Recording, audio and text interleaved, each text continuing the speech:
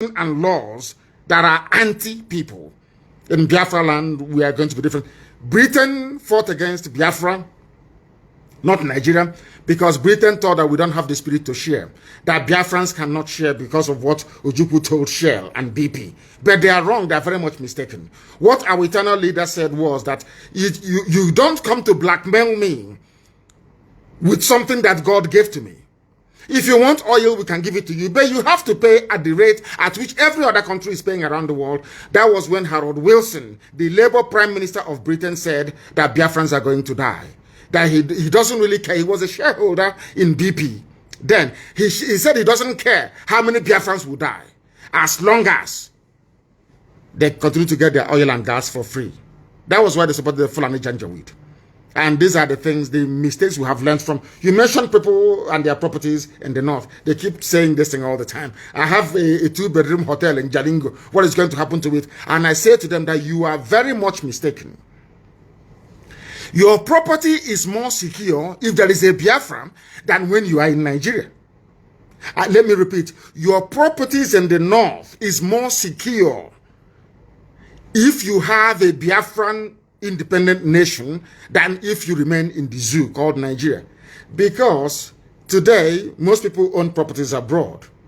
For instance, I have a property in England. When Biafra comes, am I going to lose it? The answer is no. You know, the Janjaweed who are not educated keep saying, okay, Biafrans should leave. Once you leave, we take over your properties. That is rubbish. That is rubbish, because let me tell you what is going to happen. It's very simple. Some of you talk about ICC all the time, International Criminal Court, where violators of human rights are being taken to for trial.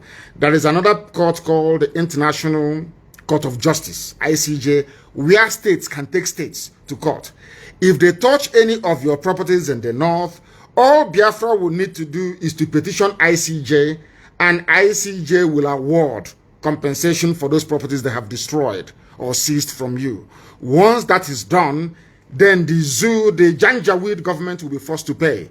If they don't have the money to pay, any grants that any country is giving to them will be seized and used to compensate people that lost their properties. That is something that people do not know. The reason why all the properties we lost during the war was not returned and no compensation paid was because there was no Biafra to take the Nigerian government to International Court of Justice, the ICJ. Also sitting in The Hague. Also in The Hague. That is something that people do not understand. Also sitting in The Hague. If a country takes Nigeria to court for violating international laws, then they are bound to pay.